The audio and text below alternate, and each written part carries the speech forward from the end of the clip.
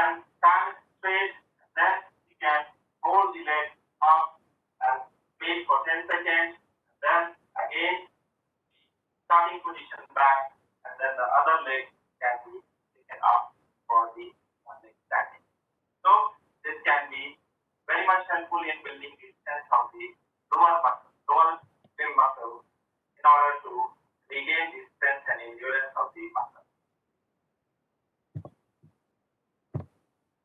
This was one, and then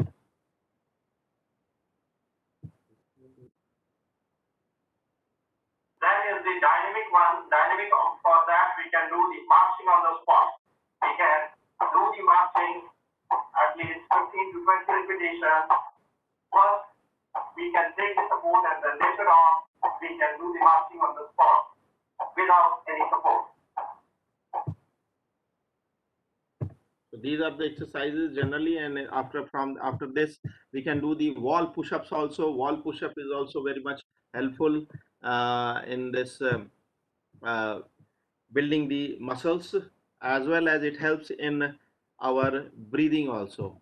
So I will show you some breathing exercises also, that how we can do.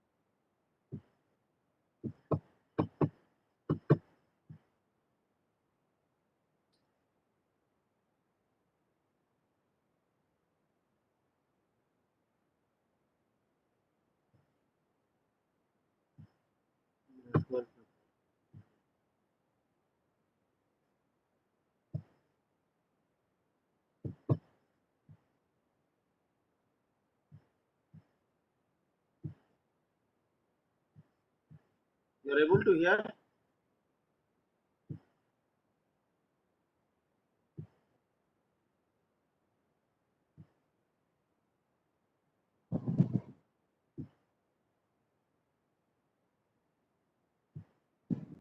Sound is coming? No, it's not coming, sir. No, sir, it's not coming. Just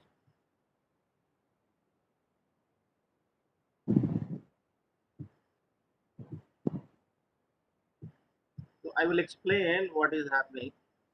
This will give you an idea. So we are in a upright sitting position. We should be in upright sitting position, and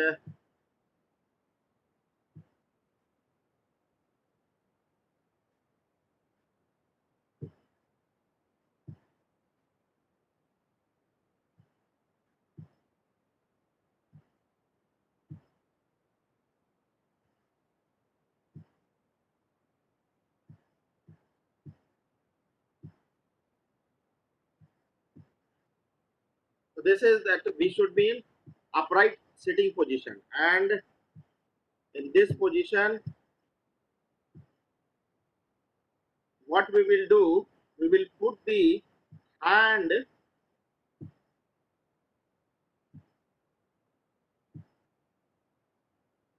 see I have done, I have put the hand laterally and then near the rib cage, and our palm is on my palm is on the ribs, and other fingers are over the abdominal muscles.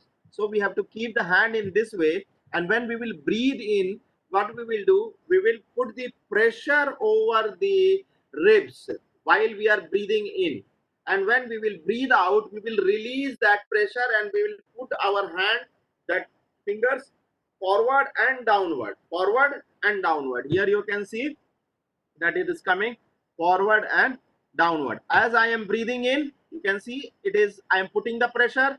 As I am breathing out, here you can see that I am releasing.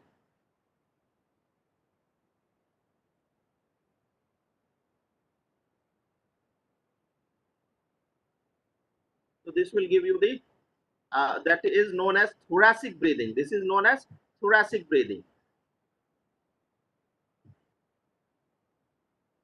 Then after this, what we can do? We can do with the we can raise our hands. We will keep the hand in the starting position to expand the diaphragm as well as the thoracic. And when we will breathe in, we will take the hands up, and then when we will breathe out, bring the hands to the starting position. While breathing in, we are putting the hand up. So this can be repeated 10 times. So this way also we can do, and we can do sideways also. Sideways we will keep the hand, and as we will breathe in, we will take the hand up.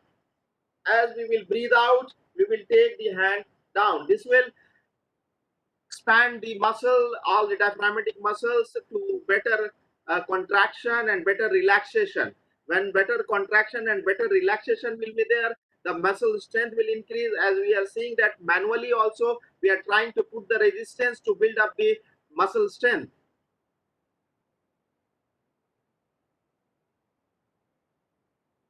And we have to see that while we are performing the exercise, we have to hold for 10 seconds.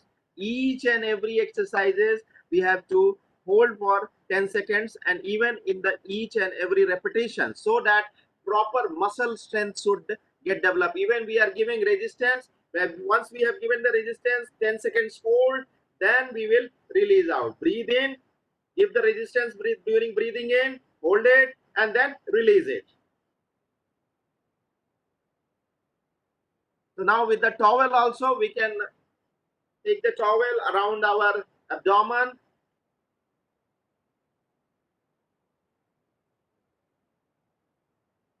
So when we will breathe in, we will put the pressure inward. When we will breathe out, we will release the pressure.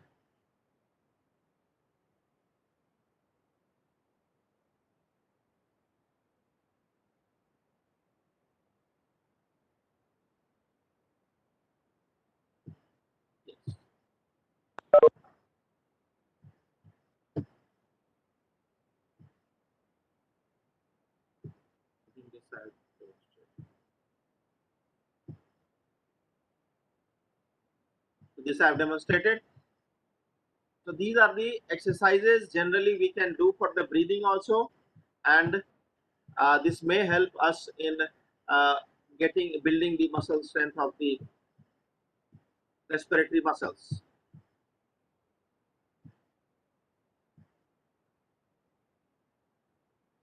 So patient do develop respiratory system, and then respiratory system should be more of developed into the rehabilitation. And these exercises, if the patient is having respiratory distress, then can be modified into the ICU. When they are out of the ICU, then we can give some severe form of this, so that the muscle strength builds up, and it to help the increase the vital capacity of the lungs. Suppose, and when there is severe form of the acute respiratory distress syndrome, then we should give aggressive physiotherapy in the form of spirometry. Spirometry should be given with face mask. Oxygen is to be more preferably, it should be given high flow nasal oxygen should be recommended, and through this should be given through non-invasive ventilation. Invasive ventilation has been found that it was more traumatic, and it had led to many deaths. Initially, when in Italy the outbreak was there, people were not able to elicit that why the people are dying in so large number. But what happened that accidentally they said that young people will be given the ventilator and older people will be not given the ventilator. Then they saw a very strange thing that the old people who were not given the ventilator, and they were managed with a non-invasive ventilation and the proper other exercises and physiotherapy, they recovered. with ventilator, then they had the understanding that non-invasive ventilation is more effective, and it was helping us to lead a good life. Hello, please. Disturbance is there, please. So we should avoid the unwarranted intubation and clinical ventilation. So this is the non-invasive ventilation. This is the mask. You can see this is the mask. This is assembly fixture. This is the installation point and O2 connector.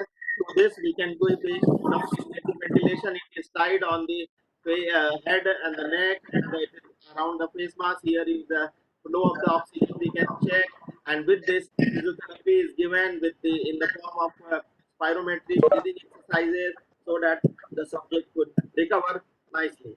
So what happens that there is a posture also. The posture, sitting posture also gives a good expansion of the thoracic as well as the diaphragmatic muscle. So this posture, this is the first figure. You can see this posture is more preferable for the patient with COVID-19 and having the respiratory distress. They should always sit in this form so that his back is supported, is upright, the head is upright, and the posture is the hand, the diaphragmatic muscle are expanded. This slump posture here, you can see that here is a slump posture. This slump posture should be avoided because this will lead to decrease in the vital capacity of the lungs, as well as it will also decrease the lead. I think I'm having.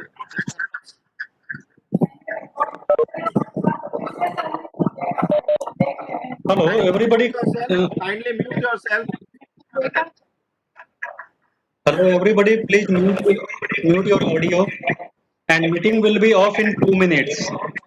So again, you people need to re-log in. Acha, meeting will be in 2 minutes. So Yes, sir. this okay. So when the slump posture is there, within in the slump posture, what happens that proper expansion of the muscle is not there, diaphragmatic muscles, and then it leads to more respiratory distress. So we should avoid this position. This position is administered, or this position is the most wanted position which should be given to the patient of the COVID-19 subject. So we will, I think, we will off. Then we will go to the next slide. Yes, sir. Yes. So I'm stopping the share of the screen, and we will end the meeting, and we will meet soon in within 3 minutes. Within 1 minute, sir, it will re-log in. I will just end the meeting and again re-log in. Hardly it will take 30 seconds. Okay, then we should leave the meeting now, and after 30 seconds we should join. Yes, sir. Okay.